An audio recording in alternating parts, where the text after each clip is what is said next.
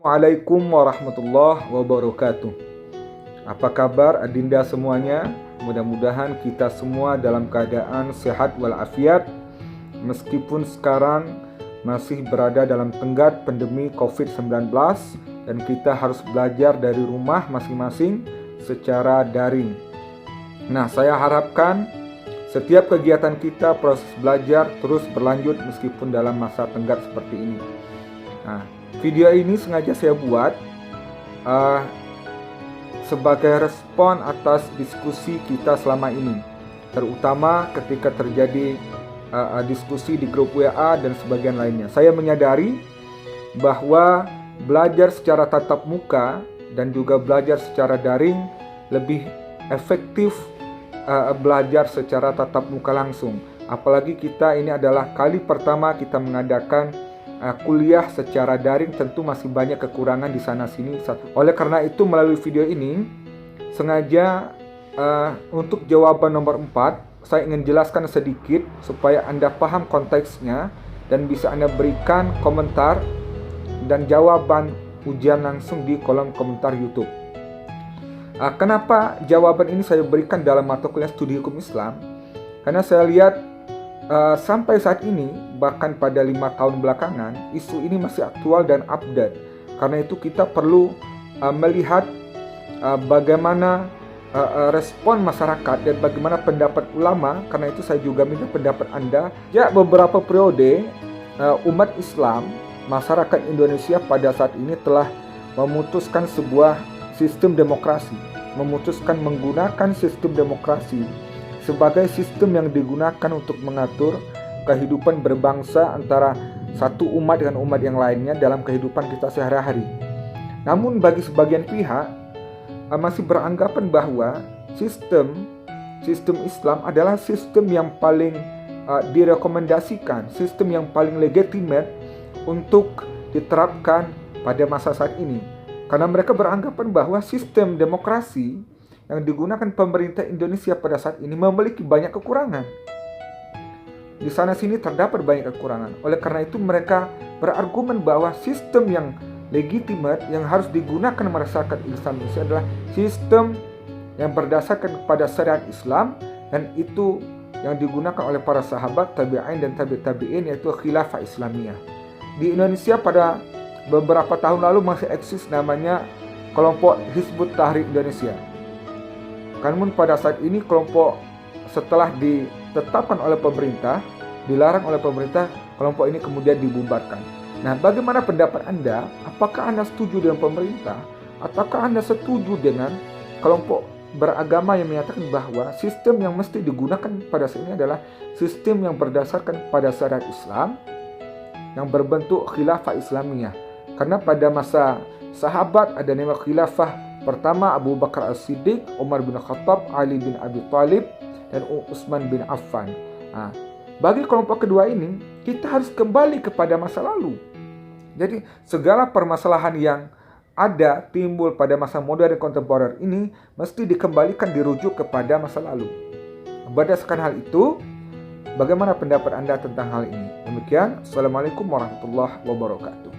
Pertanyaan nomor 4, saya akan juga jelaskan pertanyaan nomor 3. Konteksnya begini, ini sebagai respon terhadap isu aktual yaitu pandemi COVID-19. Pada masa pandemi COVID-19, pemerintah melakukan pembatasan di rumah ibadah seperti di masjid, di musholla, dan rumah ibadah lainnya. Mereka berargumen bahwa penyebaran COVID-19 akan menjadi lebih cepat apabila umat Islam, apabila para jamaah berkumpul satu dengan yang lainnya. Karena itu ada kaidah darul mafasid muqaddamun ala jalbil masalih. Menolak kemudaratan lebih diutamakan daripada mengambil kemaslahatan. Menolak kemudaratan, terinfeksinya para jamaah umat Islam antara satu dengan yang lainnya lebih diutamakan daripada mengambil manfaat dari salat jamaah seperti pahala yang lebih besar dan juga silaturahmi dan lain sebagainya.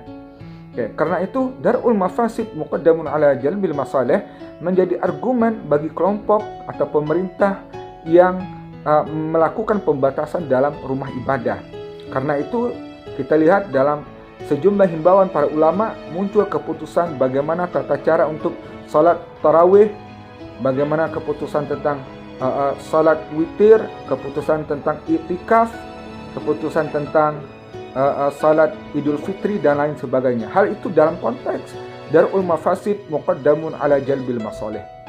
Tapi sebagian pihak, sebagian masyarakat menganggap bahwa terutama bagi mereka yang berada di pedesaan, termasuk di Provinsi Jambi, di kota Jambi, itu tidak jauh dari ibu kota, misalnya di Mendalo, di sejumlah perbatasan antara Batanghari, perbatasan antara Muaro Jambi dan kota Jambi, saya lihat sendiri masih banyak masjid yang pada awal-awal bulan Ramadan itu yang mengadakan salat tarawih, mengadakan salat Jumat, dan bahkan ada yang mengadakan salat Idul Fitri.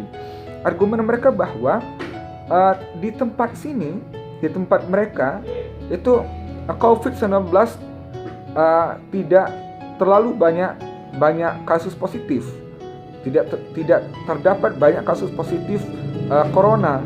Karena itu bagi mereka salat di masjid, salat tarawih, salat Idul Fitri lebih utama karena untuk mengambil manfaat, yaitu pahala dari Allah Subhanahu wa taala. Nah, termasuk kalau kita lihat di Jakarta, lihat di TV ya, itu masih banyak yang melakukan ibadah di musalla, di masjid dan di tempat lain sebagainya. Bahkan pada akhir-akhir sebelum menjelang Idul Fitri, fatwa ya, bukan fatwa mungkin ya, kumpulan ulama, majelis ulama Jawa Timur itu memutuskan khususnya bagi mereka yang berada di zona hijau, diperbolehkan untuk melakukan salat Idul Fitri dengan protokol keamanan berdasarkan COVID-19. Nah, kedua hal ini kalau dilihat secara sekilas, yang satu darul mafasid muqaddamun ala jalbil masalih, menolak kemudaratan lebih diutamakan daripada mengambil manfaat.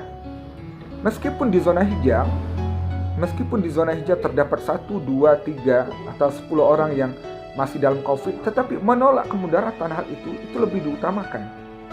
Itu argumen pertama. Sedangkan bagi kelompok kedua, karena ini tidak terlalu banyak terjadi kasus positif, maka salat Idul Fitri, salat berjamaah itu lebih diutamakan. Nah, bagaimana pendapat Anda tentang dua hal yang dilihat itu agak bertolak belakang satu dengan yang lainnya? Apakah Anda setuju dengan keputusan pemerintah, ataukah Anda setuju dengan kelompok yang terus melaksanakan salat berjamaah dan lain sebagainya?